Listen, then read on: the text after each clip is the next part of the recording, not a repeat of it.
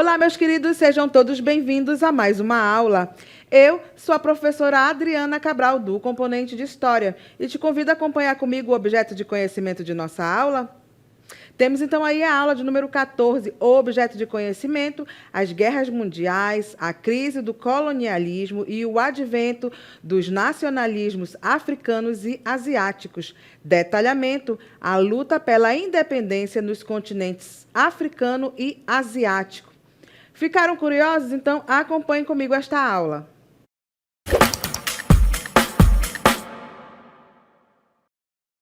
E para iniciarmos, vamos então começar definindo, ou falando, ou trazendo aqui para o contexto o que é o neocolonialismo. Né? Nós vamos falar de neocolonialismo, a exploração da África e da Ásia. Então, o que é o neocolonialismo? Essa palavra, né, neo, significa neo, esse prefixo neo, ele tem o significado de novo, né, de algo que vai acontecer de novo, né, que já aconteceu uma época e está acontecendo novamente. Então, o neo aí é como sentido de novo, né, de moderno. Então, aí o neocolonialismo é um colonialismo que foi aplicado no período moderno. Vamos lá, então. O neocolonialismo, também conhecido pelo nome de imperialismo, foi um período de expansão territorial e econômica das potências europeias, especialmente nos continentes africano e asiático, né, no século XIX e no início do século XX, em que os países europeus industrializados, né, vendo que o território europeu estava pequeno, entre aspas, para o seu desenvolvimento, buscaram novos espaços para os seus produtos, né? Para os seus produtos industrializados e também para a compra de matéria-prima. Não é isso? Então vamos lá, vamos continuar? Então vejam, este processo buscava a obtenção de matérias-primas, né, e mercados consumidores para os países industrializados, resultando em dominação política, econômica, cultural dos povos colonizados. Que povos colonizados eram esses? Os povos do continente africano e do continente asiático. Então, essa nova colonização, uma nova colonização que se dá aí no período moderno, certo? Muito bem. E aí, esses países, né, que compunham a Europa, essas grandes potências econômicas aí, a Inglaterra, a França, a Alemanha, Portugal, eles vão então pegar e vão dividir ou vão partilhar entre eles a África. Essas imagens que estão aqui do nosso lado, né, elas representam isso, olha aí. Né? Os caras estão repartindo, estão dividindo ali o continente entre eles, né? Como se eles pudessem fazer isso e fizeram. Né? Então, como se esses territórios não tivesse ninguém morando, não tivesse ninguém vivendo aí, eles chegam e dominam. Né? Então, o que nós vamos ver agora é a partilha, né? A Europa partilha os continentes africano e asiático. Não é isso?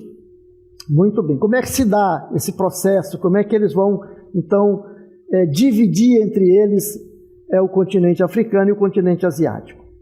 A principal razão que levou à partilha da Ásia e da África entre as potências europeias foi o imperialismo, né? Essa onda, né, de dominação de outros territórios para impor aí o seu poderio, né? Então, no sentido de imperialismo, impulsionado pela busca por matérias-primas, porque aqueles países que estavam se industrializando ou estavam industrializados necessitavam de matérias-primas, né, para a sua indústria, mas também eles necessitavam de mercados consumidores. Além de mercados consumidores, eles necessitavam também de mão de obra barata, decorrente do desenvolvimento industrial que aconteceu ali no continente europeu aí durante o século XIX. Então, esses países vão se expandir, né, nesse sentido do imperialismo, né, da busca de dominação de outros povos. Muito bem. A dominação europeia na África e na Ásia foi justificada por uma combinação de fatores. Que fatores foram esses, professores? Vamos lá. Primeiro, incluíam, aí nós tínhamos teorias racistas, né? Ideologias de missão civilizatória ou civilizadora, interesses econômicos. Uma dessas teorias, né, que embasou aí esse imperialismo, né, e a dominação da Europa sobre a África e a Ásia, é o darwinismo social, né? Essa teoria, né, do darwinismo social sustentava a ideia de uma hierarquia racial, em que os europeus eram considerados superiores, povos superiores, né, o que justificava a conquista e exploração das regiões consideradas atrasadas. Então, eles tinham a ideia de que eles iam para esses territórios, para esses continentes, porque eles iam então civilizar, entre aspas, né? Eles iam civilizar esses outros povos porque eram povos atrasados. É isso? Porque eles não tinham, né? Segundo eles, esses povos não tinham as mesmas características, a mesma cultura, a mesma religião, né? Não eram desenvolvidos industrialmente. Então, quem não era desenvolvido industrialmente era atrasado e, portanto, a Europa, os países europeus levariam a civilização, levariam o desenvolvimento para esses outros continentes, certo? Muito bem. E aí a gente vai ver como que se deu esse processo aí nos continentes. Vamos começar pelo continente asiático, depois vamos falar do continente africano, tá bom? Vamos então? Porém, nesse processo todo, os países africanos, os povos africanos e asiáticos, eles não aceitaram, né, essa dominação de forma pacífica ou de forma de sentir-se submissos e aceitar essa situação. A gente vai perceber que houve, nesse processo, houve um processo de luta, um processo de resistência, né? Então a África e a Ásia se rebelam, né? E aí nós vamos ver as lutas pela independência desses dois continentes. Então as lutas por independência na Ásia e na África, na Ásia e na África, foram impulsionadas por diversos fatores. E esses fatores nós vamos elencar aqui um por um, né? E a gente vai então explicando e esmiuçando mais cada um deles. É isso? Primeiro, nós tivemos aí o enfraquecimento das potências coloniais.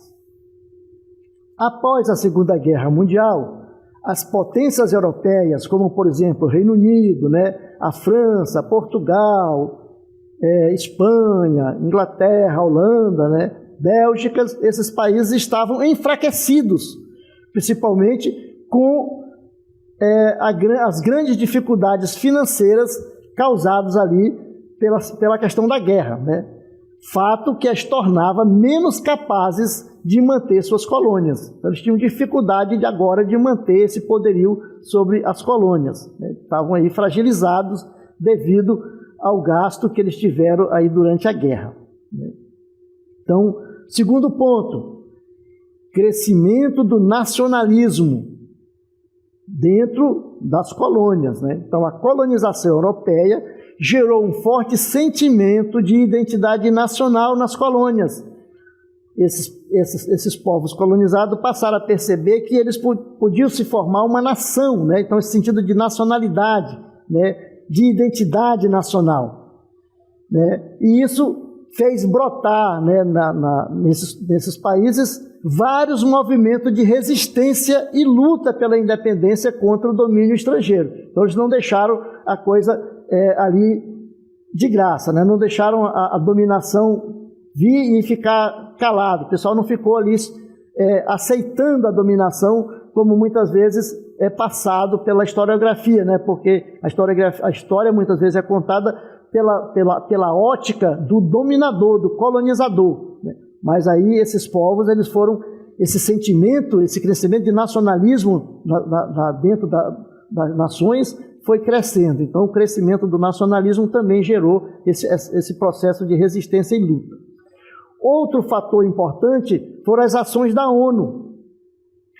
A ONU, ela desempenhou um papel importante ao promover a autodeterminação dos povos e condenar o colonialismo, incentivando os movimentos de independência. Então, a ONU teve um papel importante nesse sentido do fomento da autodeterminação dos povos. Cada povo, tem a sua identidade, tem a sua nacionalidade, a sua autodeterminação e a busca pela soberania, de cada povo, para se sentir respeitado. Então, isso aí ajudou, a ONU ajudou nesse sentido. Outro ponto, quarto ponto que nós vamos tratar é a Guerra Fria. A Guerra Fria. Como é que a Guerra Fria ajudou nesse processo aí da luta pela independência desses povos?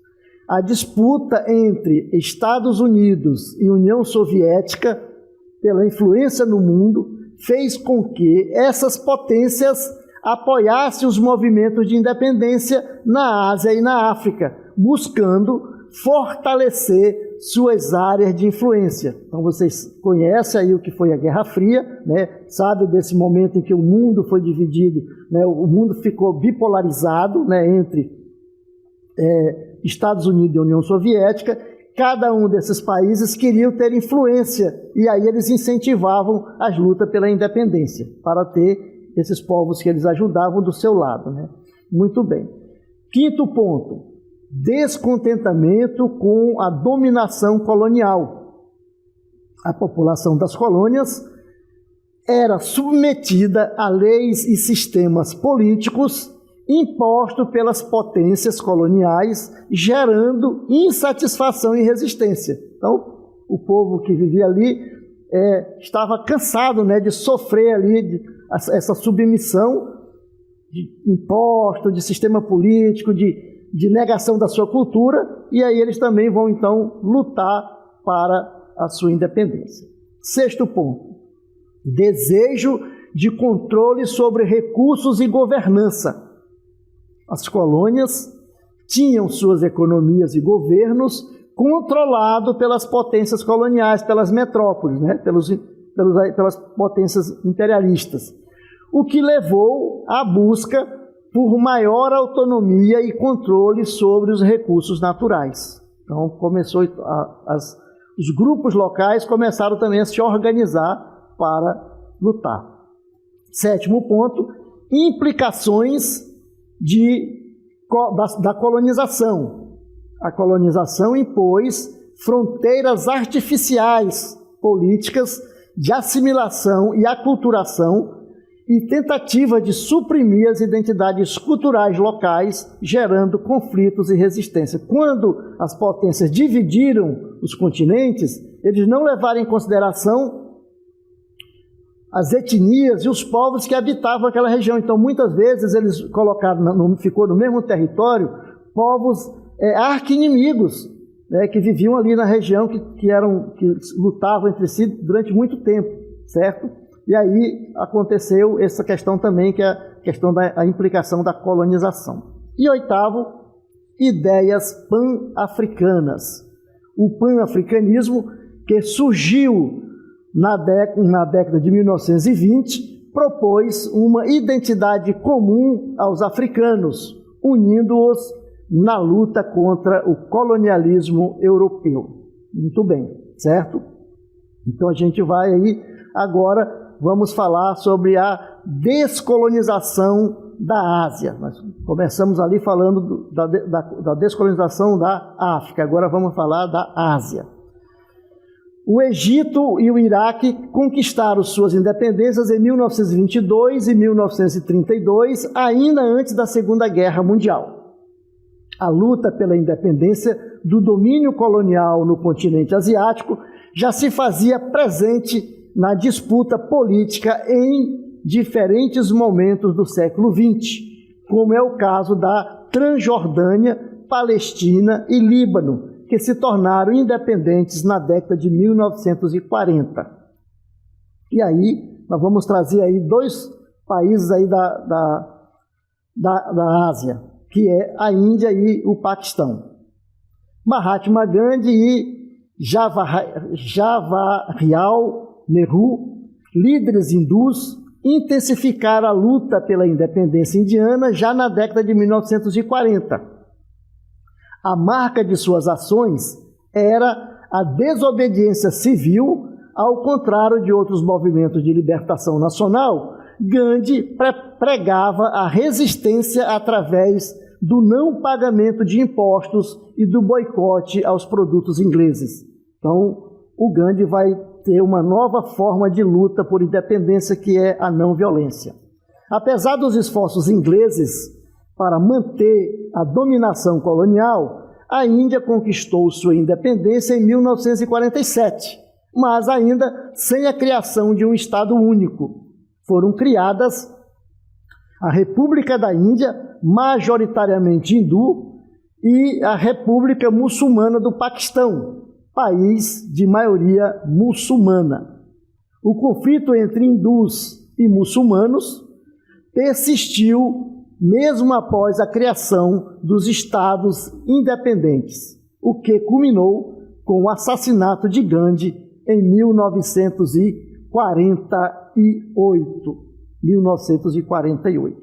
Muito bem, e aí nós vamos então falar da descolonização da África, a Conferência de Bandung. Em 1955, 29 países, 23 africanos e 6 asiáticos, reuniram-se na Indonésia, na cidade de Bandung, para deliberar qual seria a posição dos novos estados frente à nova ordem mundial, isto é, a Guerra Fria, aí o mundo bipolar, né, entre Estados Unidos e União Soviética. Os países presentes na conferência optaram, primeiro, pela política de não alinhamento automático a nenhuma das duas superpotências, e dois, afirmaram seu direito à autodeterminação e o repúdio a todas as formas de colonialismo. A Conferência de Bandung impulsionou os movimentos de independência no continente africano, certo? Nós vamos ver então aqui alguns casos de independência. Aqui nós temos aí as lutas pela descolonização da África, né, no continente africano, se davam principalmente a partir da pressão de movimentos de dentro das colônias. Por não possuir uma atuação uniforme, esses movimentos fizeram uso de estratégias diferentes para conquistar a independência de seus países, certo? Alguns começavam com a questão do conflitos militares armados, né, contra as metrópoles, como no caso das antigas colônias da Argélia, Congo belga e África Oriental, contra a França, Bélgica e Inglaterra, respectivamente, que resultaram na criação de novos países. Então, alguns iam para o conflito armado e outros iam na linha diplomática das negociações, que inclusive preservaram interesses econômicos das metrópoles, como é o caso das colônias portuguesas, Angola, Moçambique e Guiné-Bissau, que conquistaram sua independência entre 1973 e 1975. E agora nós vamos ver o caso do Congo, né? Independência do Congo. O Congo conquistou sua independência em 1960, impulsionado pela luta contra a dominação colonial belga e pela crescente insatisfação da população congolesa com as condições de vida e falta de oportunidades, né, que era o que a belga impunha ao povo congolês. Qual foi o seu principal líder, né, o líder do movimento? Sua independência foi liderada por Patrice Lumumba, que fundou o Movimento Nacional Congolês, MNC, e liderou a campanha pela independência, tornando-se o primeiro-ministro do Congo independente. E aí nós vamos ver um outro caso, que é o caso da Nigéria, a independência da Nigéria. A Nigéria tornou-se independente em 1º de outubro de 1960. A conquista foi o resultado de um movimento nacionalista nigeriano que se desenvolveu durante o período colonial britânico. Quem foi o líder, né, desse movimento. Vamos lá? O líder do movimento foi Abubakar Tafawa Balewa. Desempenhou um papel crucial na independência da Nigéria, né, liderando o país como primeiro-ministro após a conquista da independência em 1960. Certo? Aí foi um movimento de luta armada. Nesse processo também contribuiu Nnamdi Azikiwe. Por sua vez, tornou-se o primeiro governador-geral da Nigéria, também desempenhando um papel importante na jornada para a independência da Nigéria. Certo? Muito bem. E aqui nós vamos trazer nesse quadro que vocês estão vendo aqui, alguns líderes, né, dos movimentos aí, tanto da África como da Ásia, né? São pessoas que foram líderes, né, da região, mas que se tornaram personalidades mundiais, né? São conhecidos, alguns deles são personalidades mundiais. Alguns líderes notáveis do processo de descolonização. Nós vamos começar então com Nelson Mandela. Né? Nelson Mandela nasceu em 18 de julho de 1918 e faleceu em 5 de dezembro de 2013. Líder sul-africano, ativista político e primeiro presidente negro da África do Sul, um ícone global na luta contra o apartheid. Foi preso por 27 anos por sua resistência ao regime segregacionista, mas tornou-se um símbolo de reconciliação e paz, liderando a transição da África do Sul para a democracia. Então veja, Gandhi o Nelson Mandela foi fundamental, né, no processo de libertação da África do Sul, né, daquele sistema que segregava as pessoas, que colocava negros de um lado, brancos de outro, né, e que os negros viviam na miséria, enquanto os brancos viviam aí, né, no bem bom e na riqueza. Então Mandela vai desmantelar esse sistema. Outro líder importante que também tem uma repercussão mundial é Mahatma Gandhi, né?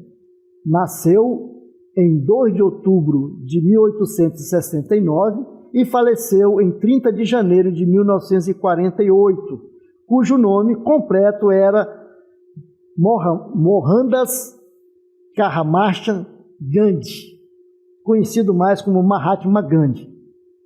Ele foi advogado, político, ativista social e líder espiritual indiano, conhecido por liderar a independência da Índia do domínio britânico através da não violência e desobediência civil.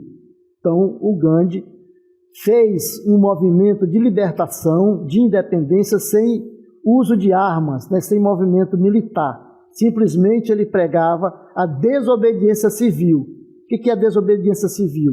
É não aceitar as regras e as normas e as leis que a metrópole impõe, né? E a não violência. Então foi aí que ele começou e fez uma grande revolução. É considerado um dos maiores líderes do século XX e uma grande inspiração para movimentos de direitos civis em todo o mundo. E aí nós temos mais um, Frantz Fanon, né? Nasceu em 20 de julho de 1925 em Fort-de-France, Martinica, e faleceu em 6 de dezembro de 1961 em Bethesda, Estados Unidos. Ele era psiquiatra, filósofo político e escritor martinicano de grande importância para o pensamento pós-colonial e anticolonial. Ele escreveu obras como Pele Negra, Máscaras Brancas e Os Condenados da Terra. São leituras fundamentais para entender as consequências psicológicas e políticas da colonização e do racismo. Outro líder é Ho Chi Minh, nascido em Chien Tan Han, em 19 de maio de 1890, foi um revolucionário político e líder do Vietnã. conhecido por sua liderança na luta pela independência vietnamita e pela unificação do país. Fundou o Partido Comunista da Indochina em 1930 e, após a Segunda Guerra Mundial, declarou a República Democrática do Vietnã, com ele como presidente, claro. Ho Chi Minh liderou as forças comunistas norte-vietnamitas durante a Guerra do Vietnã e se tornou um símbolo na luta do país contra o imperialismo e a colonização, sendo conhecido como Tio Ho. Muito bem. E aí a gente vai para as consequências, né, dessa colonização. Quais foram as consequências? Muito bem. As lutas por independência resultaram na descolonização da Ásia e da África com a criação de muitos povos, com muitos novos estados independentes. Então surgiram aí muitos estados, como a gente viu no continente africano, também no continente asiático.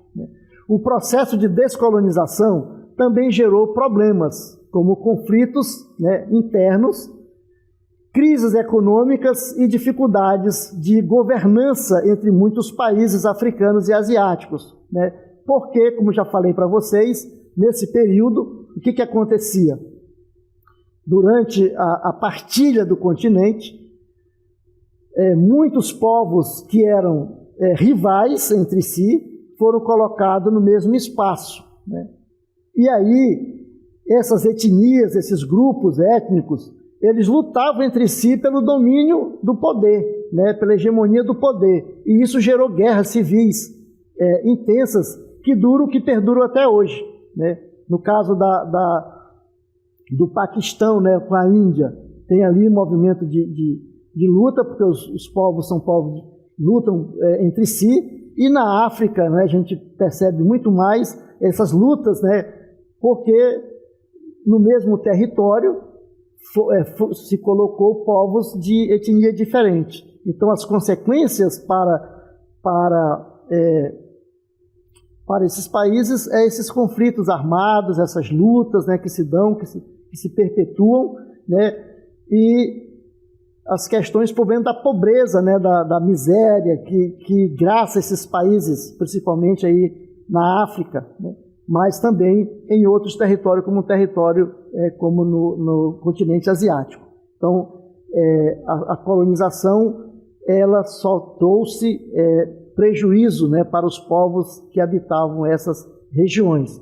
A gente, então, percebe que aonde a colonização vai, não tem o respeito pelos povos que habitam ali, se acham superiores, e essas teorias de superioridade, como, por exemplo, o darwinismo social, como nós colocamos no início, ele trazia a ideia, a teoria de que o branco, o europeu, ele era superior e que, portanto, ele precisava dominar para colonizar, para também até a questão da religião, para cristianizar aqueles povos que não tinham a religião cristã. E aí, então, tudo isso gerou esses conflitos e levou a população, muitas delas, a viver em situação de dificuldade que perpetua até os dias atuais.